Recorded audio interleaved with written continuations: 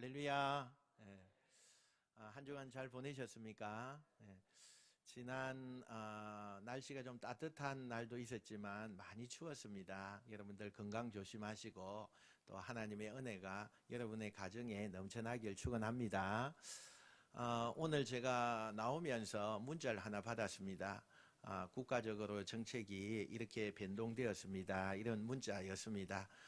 그게 보니까 이제 각 교회들마다 앉는 자리수의 10% 그것을 허용합니다. 이렇게 문자가 왔어요. 그래서 우리 교회도 뭐 한 20명 정도 이렇게 될 것 같은데 뭐 이제 공식적으로 또 이렇게 허용한다고 하니까 여러분들 또 될 수 있으면 교회에 한번 또 나오셔서 예배도 드려주시면 좋겠다 생각이 되어집니다.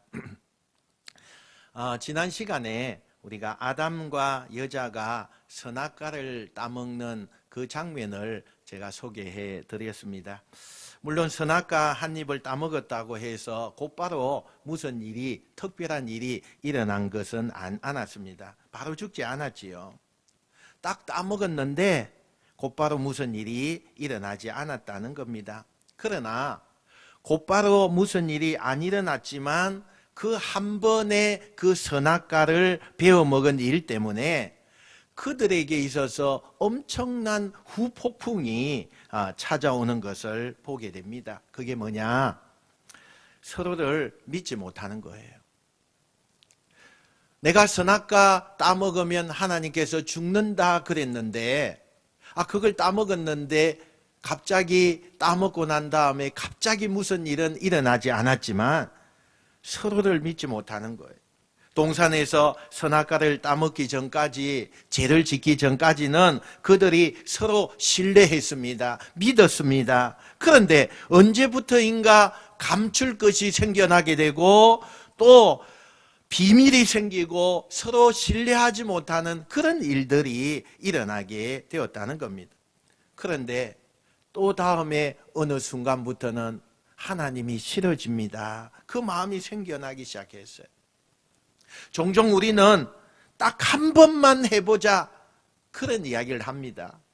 딱 한 번만 해보자. 예배 한 번 빠진다고 무슨 일이 있겠냐? 기도 안 한다고 무슨 일이 있겠냐? 술 한 잔 한다고 별일 없지요. 별일 없지요. 예배 한 번 빠졌다고 해서 당장 내 인생에 무슨 일이 일어나지 않습니다. 딱 한 번 해봤다고 해서 마치 아담과 여자가 한 입 베어 먹었다고 해서 무슨 일이 일어나지 않는 것처럼 아무 일도 우리에게 일어나지 않는 것 같습니다. 그러나 여러분 기억하세요.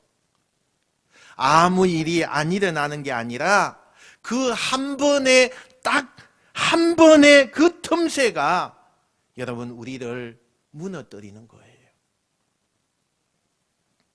결국에는 서로 못 믿게 하고 하나님을 싫어하게 하고 그래서 우리 모두를 다 망가뜨리는 일을 하게 된다는 겁니다. 그래서 성경은 무려 7번이나 우리에게 강조하는 말씀이 있어요. 좌로나 우로나 치우치지 말아라.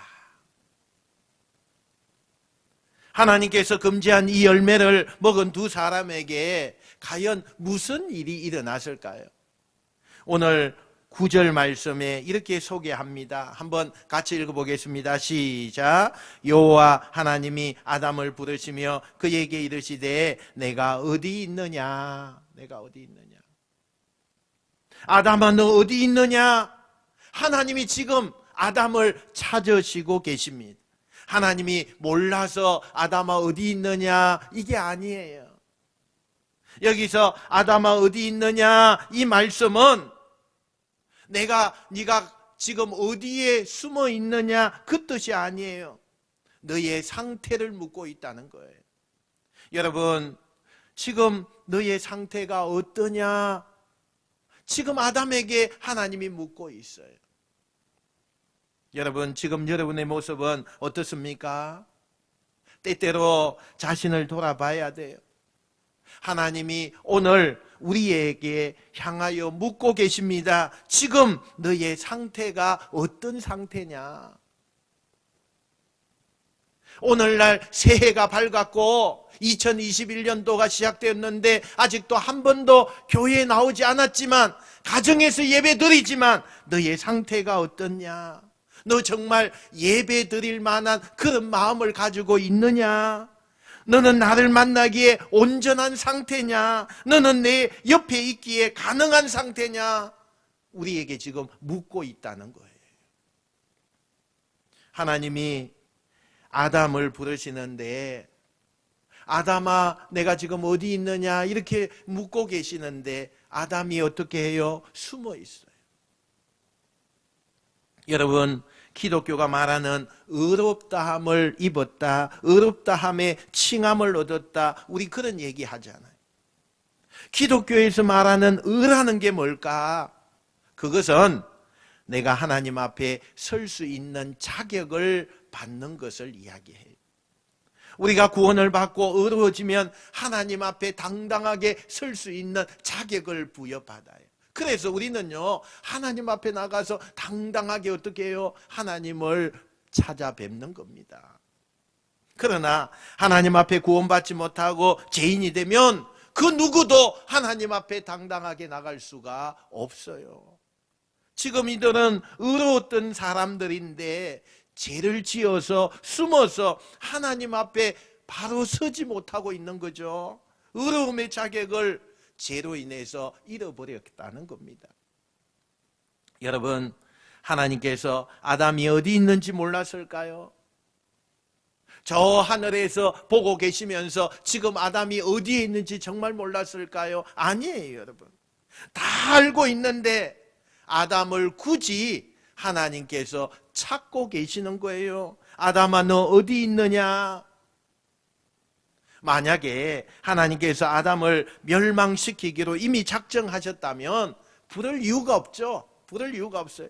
여기서 아담의 이름을 불렀다는 것은 그를 멸망시키겠다, 그것이 하나님의 목적이 아니고, 여러분 멸망시킬 것 같으면 뭐라고 굳이 불러요? 그냥 멸망시키면 되는 거 아니에요? 불렀다는 얘기는, 아담의 이름을 부르고 아담을 찾았다는 것은 멸망시키겠다는 목적이 아니라 회복시키고 싶었다는 하나님의 마음이 들어있는 것을 우리가 관찰해 볼 수가 있는 겁니다. 여러분, 지금도 하나님은요, 우리를 부르고 계세요. 여러분을 부르고 계세요. 여러분의 가족을 지금 하나님이 부르고 계세요. 아담이 숨어 있는 그곳에 가셔서 하나님이 직접 아담아 이름을 부르고 아담을 찾으셨던 것처럼, 지금 이 시대에도 하나님께서 우리 가정에 오셔서 우리의 이름을 부르고 우리의 자녀들을 지금 부르고 계시는 거예요. 어떻게 부르고 있습니까? 이렇게 제가 여러분에게 말씀을 통하여서, 여러분 하나님이 지금 부르고 계시는 거예요. 예배를 통해서 여러분을 부르고 계시는 거예요. 때로는 우리의 믿음의 동료들 통해서 여러분에게 중보하고 여러분에게 충고하고 여러분에게 바른 길을 권면하는 그 음성을 통해서 하나님은 여러분 각자에게 맞게끔 부르고 계신 거예요. 부르고 계신 거예요. 그때 우리가 아담처럼 숨어 있는 사람이 되어서는 안 돼. 하나님이 나를 부를 때에 하나님 앞에 나오는 인생, 그 인생이 여러분이 되시길 축원합니다.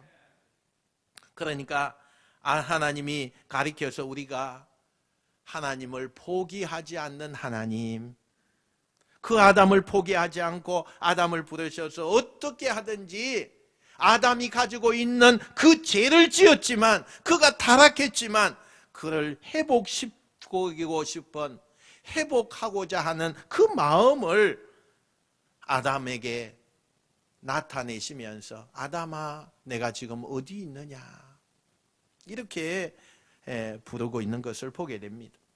아담과 여자가 하나님이 부르시는데 숨어 있는 채로 대답하는 거예요.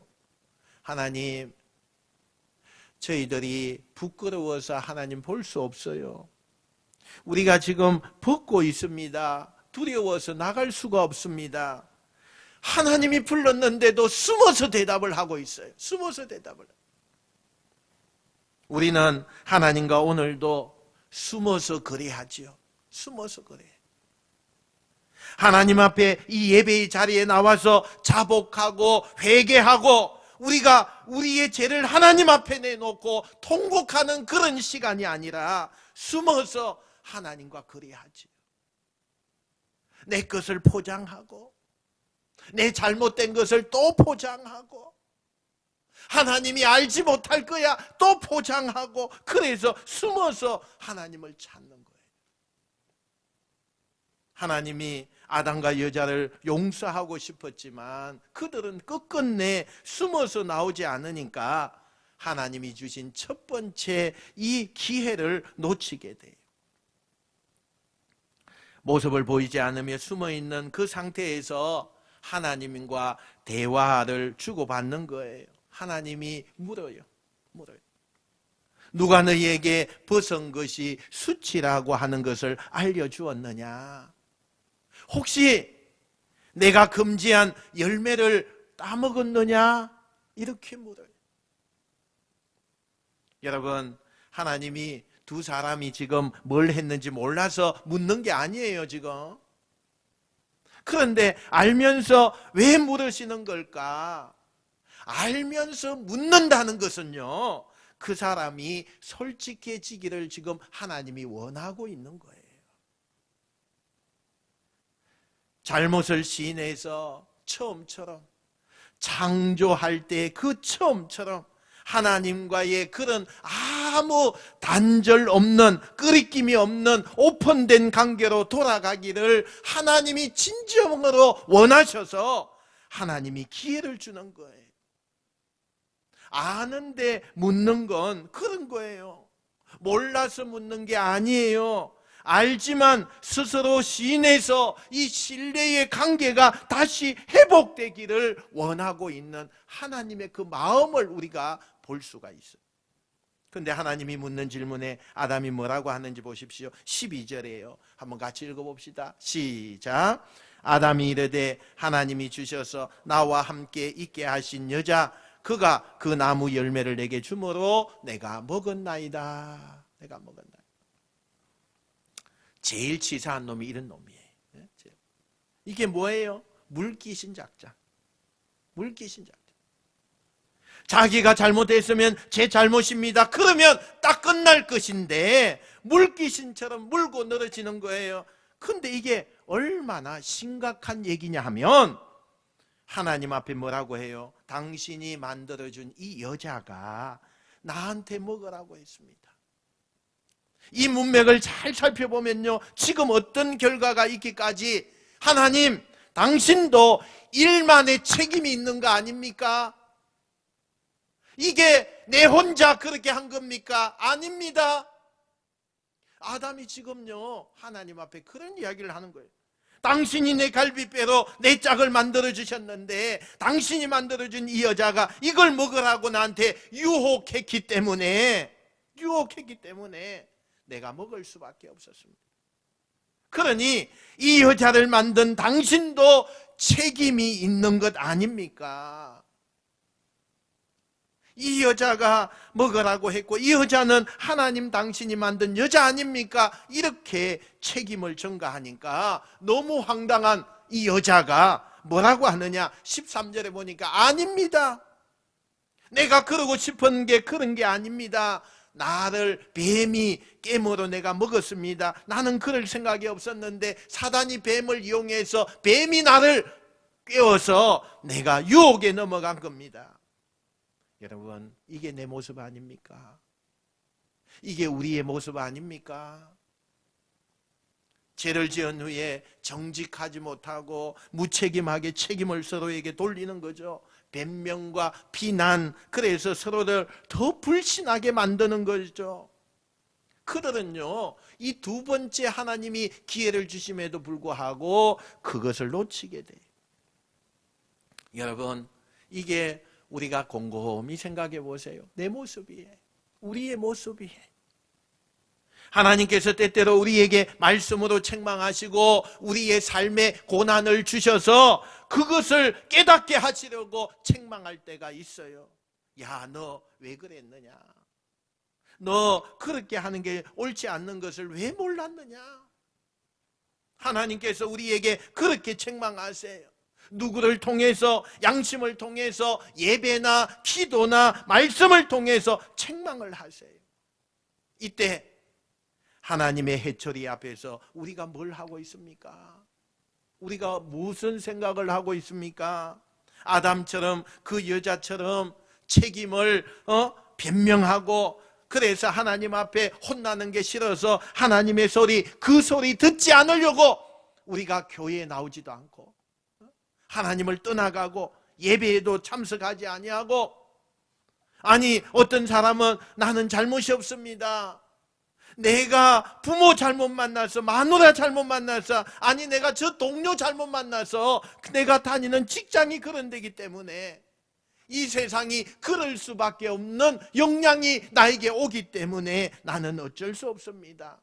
나도 그렇게 살고 싶지 않은데 내가 살아가는 세상이 그런 세상이기 때문에 나는 어쩔 수 없습니다. 이렇게 우리의 삶에요, 날마다 변명하고 있지 않습니까? 하나님이 원하시는 건 그게 아니에요. 여러분 베드로 보세요. 예수님을 3번이나 부인합니다.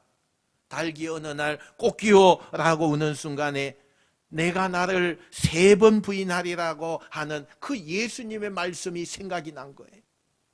그때 베드로의 영혼이 깨어지기 시작해요. 그리고 베드로가 어떻게 합니까? 자기의 잘못을 인정하고 통곡해요. 통곡해요. 그때 베드로가 누구 때문에, 내가 어쩔 수 없이 내 동료들이 다 도망가고 예수님을 부인합니다. 그래서 나는 어쩔 수가 없었습니다. 이렇게 대꾸하지 않아요. 변명하지 않아요. 그냥 통곡하고 자복합니다. 누구한테 책임을 전가하지 않습니다. 그래서 결국 어떻게 돼요? 그는 용서를 받게 되고 전보다 더 큰 사람으로 쓰임받는 제자가 되는 것을 보게 돼요. 하나님께서 우리에게 해초리를 내리실 때 우리는 무엇을 해야 되느냐? 여러분, 변명하지 마시고 숨으려고 하지 마시고, 그 하나님 앞에 나는 아무것도 아닙니다, 나는 정말 하나님 앞에 너무 잘못했습니다, 자기의 잘못을 시인하십시오. 당장은 속상하고 자존심이 상하고 고통스럽지만 아프지만 그것이 더 나를 크게 하나님이 쓰신다는 것을 꼭 기억하시는 여러분 되시길 축원합니다. 대장장이가요, 내가 얼마나 강한지 보여줄 거야 이렇게 버티는 철은 그냥 버립니다. 그러나 여러분, 대장장이에게 내가 참 나아가서 두들겨 맞으면 그게요 더 강한 도구가 되어서 쓰임을 받는 것을 보게 돼요. 하나님께서 때리시는 매는, 하나님께서 내리시는 그 해초리는 우리를 더 견고하게, 더 존귀하게, 더 아름답게, 더 가치 있게 만드는 그 해초리라는 것을 여러분 믿으시길 바랍니다. 2번이나 기회를 주었어요. 이 아담과 하와에게 하나님께서 2번이나 기회를 주셨지만 그 기회를 거부한 이 아담과 여자를 보면서 하나님은 안 되겠다고 생각을 하게 돼요. 그래서 벌을 주시지요. 제일 먼저 누구에게 벌을 줘요? 뱀에게 벌을 줍니다. 뱀은 사단이 뱀에게로 들어가서 그 뱀을 사용한 거죠. 뱀이 사탄이 아니라, 그러나 하여튼간 사탄의 노리기가 되었던 그 뱀이요 제일 먼저 하나님 앞에서 심판을 받아요. 벌을 받는데 어떤 벌을 주느냐? 너는 다리가 없어지고 평생 땅을 배로 기어다니는, 그래서 흙을 먹고 사는 수치스러운 존재가 될 것이다. 여기서 중요한 것은 하나님께서 아담에게, 여자에게는 질문을 하셨어요. 그런데 뱀에게는요, 어떤 질문도 하지 않고 바로 벌을 내리시는 것을 보게 돼요. 왜 그럴까요? 아담과 여자에게는 질문도 하시고 물을 것을 물으셨는데 뱀에게는 어떠한 질문도 안 하고 곧바로 벌을 내리셨어요. 그 이유가 도대체 뭡니까? 여러분, 짐승은요, 하나님의 형상이 없어요. 짐승은 하나님의 형상이 없기 때문에 그렇다는 거예요. 우리는 하나님의 형상을 따라서 지음받은 정말 존귀한 인간이에요. 우리에게는 물으시지만 짐승에게는 하나님이 묻지 않으세요. 그러니까 타락하기 전에 뱀은 원래 성경에 보면 다리가 있었다는 거예요. 그런데 하나님께서 그 다리를 없애고 평생 동안에 기어다니며 흙을, 뱀이 실제로 흙을 조금 먹겠지요. 그러나 흙을 먹는 뱀은 아니에요. 그런데 어쨌든 간에 수치스럽게 날마다 가장 밑으로 다니는 존재가 되게 하나님께서 뱀에게 벌을 내리셨다는 거예요. 두 번째, 여자에게 벌을 내리시죠. 임신의 고통을 줘요. 원래 하나님께서 천지를 창조하시고 너희가 생육하고 번성하라, 이런 하나님의 축복을 우리에게 주셨어요. 그런데 그 전에는, 타락하기 전에는 생육하고 번성하는 아기를 낳는 일이 고통스럽지 않았다는 거예요. 그런데 이때부터 하나님께서 생육하고 번성하는 출산을 해야 되는데 그 과정이 고통스럽게 될 것이다. 그래서 여자분들이 출산하는 게 그렇게 고통스러운 거예요. 요즘 저출산의 문제, 출산을 기피하는 거, 아이를 키우는 것도 힘들어서 그렇지만 사실은 더 근본적으로 출산은 고통을 정말 가지는 거거든요. 그래서 출산을 기피하는 거예요. 또 하나, 여자에게 어떤 벌을 내리시느냐? 남자로부터 복종당할 것을 말씀하셨어요. 이것은 여자가 남자 밑에 지배를 당한다, 그런 얘기는 아니에요. 원래 남자와 여자는 동등하게 하나님이 만드셨어요. 그런데 이때부터 남자가 자기가 힘이 세니까 여자를 지배하려고 한다든지, 여자가 거기에 지고 싶지 않아서 대항한다든지, 그래서 동등한 관계에 금이 가기 시작한 거예요. 다툼이 생긴다는 거예요. 누가 누구를 지배하려고 하는 순간에 다툼이 생기죠. 이때부터 하나님이 주신 행벌 때문에, 남자와 여자 때문에요, 그곳에 금이 가는 거예요. 그러니까 지금 인간이, 우리가 살아가는데 갈등하고 부부의 문제나 이성의 문제나 친구의 문제나 이렇게 마음이 갈라지는 모든 원인의 그 근본은 하나님과의 관계가 깨어질 때에, 그것 때문에 사람과의 관계도 깨어지기 시작했다는 거예요. 세 번째로, 남자에게 벌을 내리시지요. 어떤 벌을 내리십니까? 먼저 수고를 해야 먹고 살 수 있다, 이렇게 말씀을 하셨어요. 하나님이 천지를 창조하신 다음에 처음에는 그냥 그 에덴 동산, 얼마나 아름답고 귀한 곳인데 그곳을 관리하면서 행복하게 살 수가 있었어요. 그래서 그 동산은요, 날마다 수고하지 않아도 그 열매가 열리고 물이 풍성하고, 그래서 인간은 그곳에서 수고하지 않아도 공급되는 걸 가지고 얼마든지 행복하게 삶을 살아갈 수가 있었어요. 그런데 이제부터는 먹고 살기 위해서 고통스럽게 일해야 된다는 거예요. 땅과 싸워야 된다는 거예요. 땅에 은근히 가시, 잡초 이런 것과 싸워서 너희가 생존해야 된다는 거예요. 여러분, 어부들이 고기 한 마리 잡는 건 사투 벌이는 거 아닙니까? 목숨 걸고. 바다에 나가서 먹고 살기 위해서 고기를 잡는다는 것은 사투를 벌이는 일이에요. 여러분, 농부들이 농사를 짓는다는 것은 여러분 엄청난 싸움 아닙니까? 자연과의 싸움, 태풍이 오지요, 비가 오지 않아서 가뭄이 오지요, 그 가뭄과 싸워야 하지요. 서리가 내려서 다 된 열매가 다 떨어져 버리죠. 이때부터 인간이 하나님 앞에 이 자연과 싸워서 가시와 엉겅퀴와 싸워서 생존을 위해서 몸부림치는 그런 인생의 삶이 시작되었다는 거예요. 그리고 마지막으로 모든 생명에게 하나님이 청청백력 같은 그런 말씀을 이때 하세요. 그게 뭐예요? 죽음을 선포해요. 죽음을. 이 이전까지 모든 생명체에게 죽음이라는 것은 아무도 몰랐어요. 죽음이 뭔지 몰랐어요. 그런데 이때 하나님께서 죽음을 말씀하셨어요. 에덴 동산에서 쫓겨나서 다시는 그 생명나무 길로 들어가는 길을 다 차단해 버리시고 죽음. 이때부터 인간은 가장 고통스러운 죽음을 직면하고 죽음이라고 하는 두려운 문제를 가지고 살아가게 되었다는 거예요. 뱀과 여자와 남자와 죽음이라고 하는 이 엄청난 벌을 받게 된 이 모든 근본적인 원인이 어디에서 있다는 겁니까? 여러분, 아담과 이 여자가 다른 생명들이 사실은 오랫동안 동산에서 하나님의 말씀을 잘 지키며 살아왔어요. 너무너무 잘 지키며 살아왔어요. 99가지 다 잘했어요. 그런데 딱 한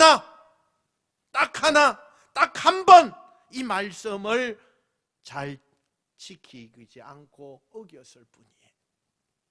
그 딱 한 번이 별것 아닌 줄 알았는데 그 대가가 너무 큰 거예요. 그리스도인은 그 딱 한 번을요 이겨내야 돼요.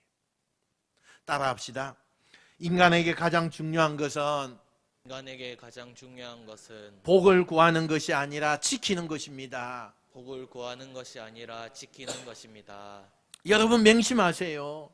인간에게 최고의 복은요, 복을 구하는 게 아니에요. 하나님이 우리에게 주신 그 복을 지키는 거예요. 지키는 거예요. 여러분, 하나님이 우리에게 원래 건강을 주셨잖아요. 건강을 주신 게 그게 복이에요. 그러나 건강을 더 지켜내는 것이 그게 더 복이라는 거예요. 건강을 달라고 기도하는 게 아니라 내게 주신 건강을 하나님 지키게 해 주십시오. 이게 복이에요.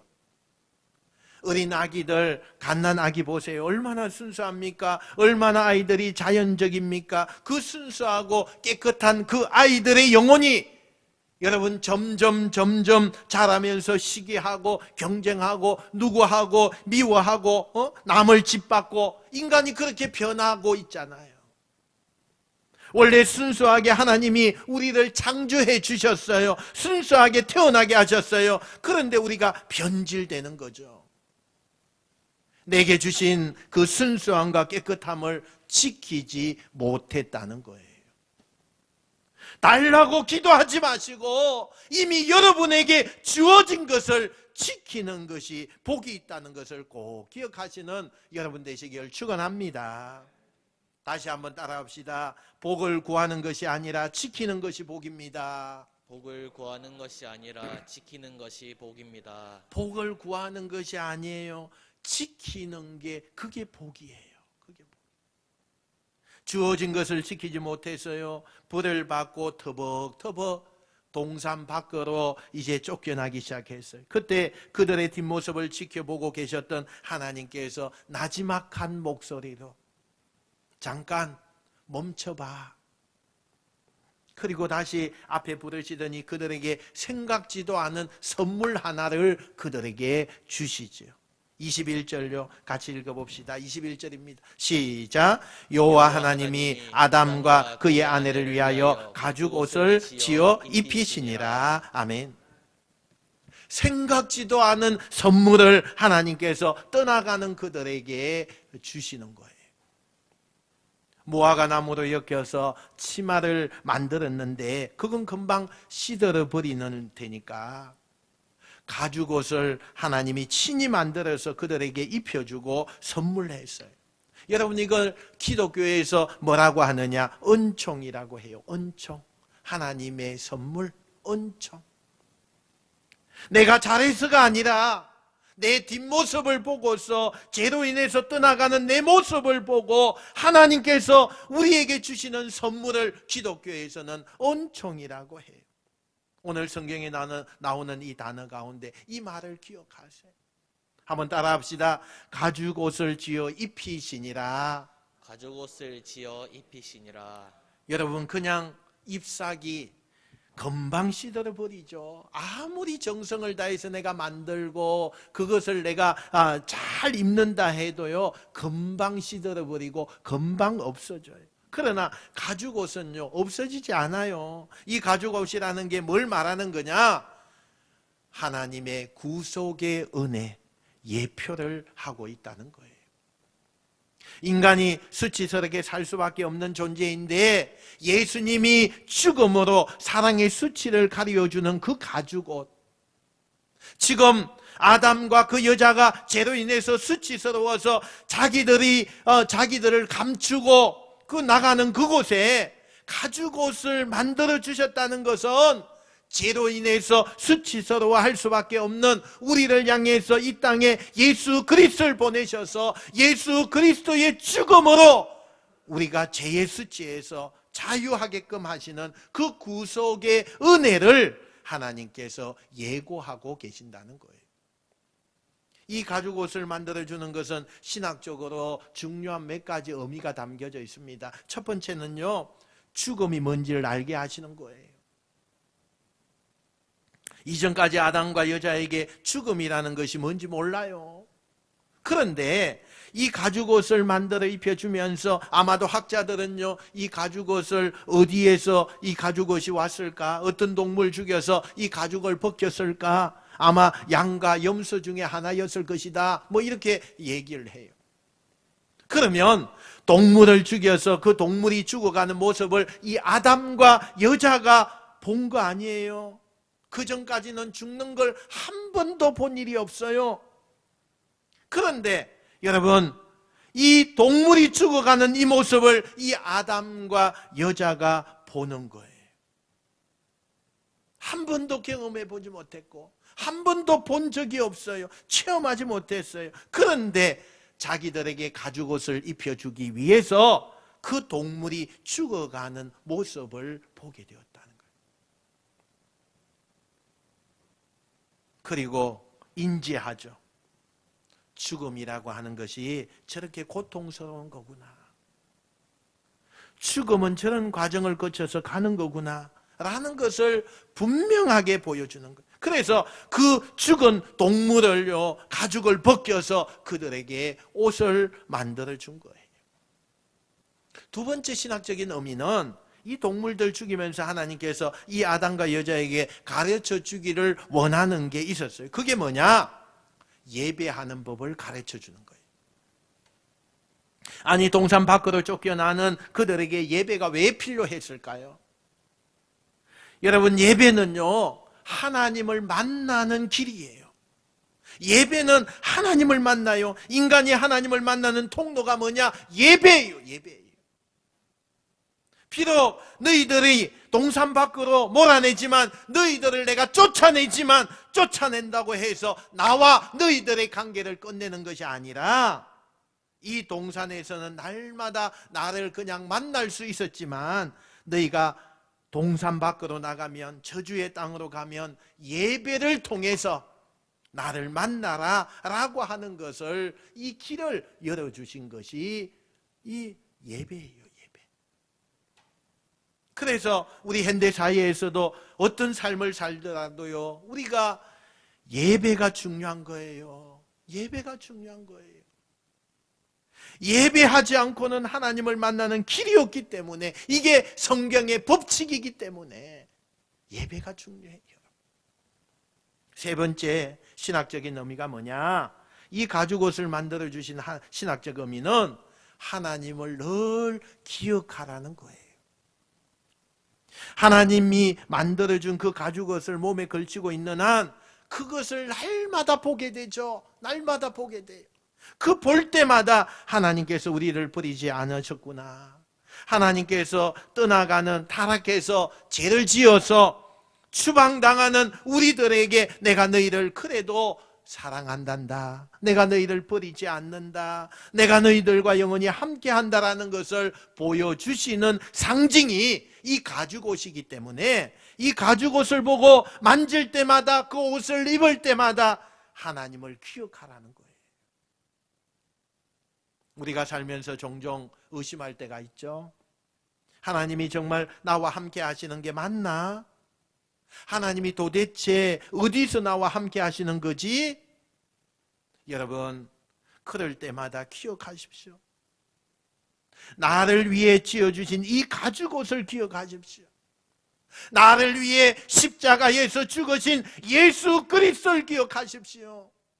예수께서 십자가에서 죽으심, 그것이 나의 죄를 가리우기 위해서 가죽옷을 입혀주신 하나님의 은혜라는 것을 기억하시길 바랍니다. 그러면 여러분, 호흡을 들이마시고 내뱉을 때마다 이 공기 속에서 하나님이 나와 함께 하시는 것을 느끼게 될 거예요.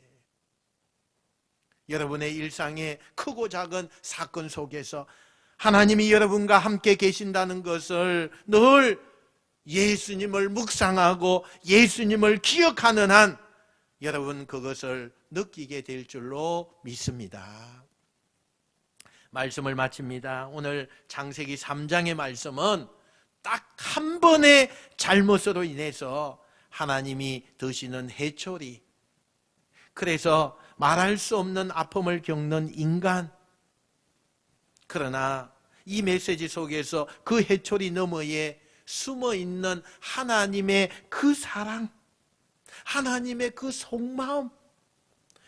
여러분 자녀에게 매를 드실 때 자녀들이 혹시 여러분의 해초리를 드실 때 어떤 마음을 가지고 드십니까? 분풀이 하려고요? 아니면 악에 받쳐서 자녀를 때리는 그런 부모가 어디 있어요? 자녀에게 해초리를 들어야 한다면 뭘 기대하고 해초리를 드는 겁니까? 너를 이렇게 때려서라도 내가 너에게 원하는 것, 내 마음을 알아주는 것, 그거 부모의 마음 아닙니까? 그래서 해초리를 드는 거 아닙니까? 그래서 아이들을 엄격하게 하는 거 아닙니까? 하나님께서 우리 인생에, 우리 가정에 해초리를 드실 때 우리에게 기대하는 게 뭡니까? 우리에게 화풀이 하려고 하는 겁니까? 아닙니다. 하나님께서 우리를 지배하려고 하는 겁니까? 아닙니다. 부모의 마음으로 회복되기를 원하는 그 마음을 가지고 너희들을 구원하고 싶다라고 하는 하나님의 마음이 이 해초리 안에 있다는 것을 여러분 기억하시기 바랍니다. 오늘 크고 작은 하나님의 해초리를 맡고 계신 분, 그런 가정, 그런 인생이 계신다면 기억하십시오. 하나님의 해초리를 드시는 것은 여러분을 버리기 위해서가 절대로 아닙니다. 눈을 열어서 우리에게 입혀주시는 가죽옷을 보십시오. 예수 그리스도의 그 은혜를 바라보십시오. 한번 따라합시다. 잘 맞으면 축복의 기회가 됩니다. 잘 맞으면 축복의 기회가 됩니다. 아멘. 맞으면 얼마나 아파요? 얼마나 아파요? 아픕니다. 그러나 하나님 앞에 잘 맞으면 그 해초리가 그 인생, 그 가정의 축복의 기회가 됩니다. 할렐루야. 혹시 지금 하나님의 주신 해초리의 고난의 때를 만나고 계시는 분이 계신다면 오늘 말씀을 묵상하면서 다시 한번 하나님의 기대 속에 그 하나님의 해초리 너머에 있는 그 사랑의 마음을 확인하는 놀라운 회복의 시간이 되시기를 주님의 이름으로 축원드립니다. 축원드립니다.